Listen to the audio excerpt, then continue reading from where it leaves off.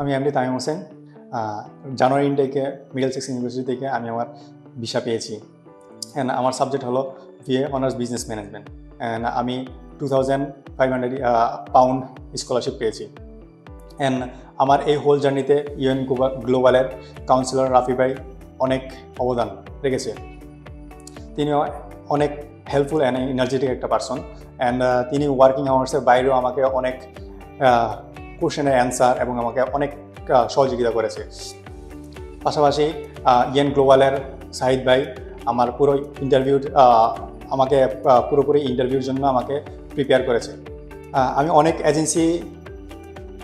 Agency visit করেছি, তার মধ্যে আমি ইউএন গ্লোবালকে আমার বিশ্বস্ত মনে হয়েছে এবং আমি আমার কাঙ্ক্ষিত গোল অর্জন করতে পেরেছি।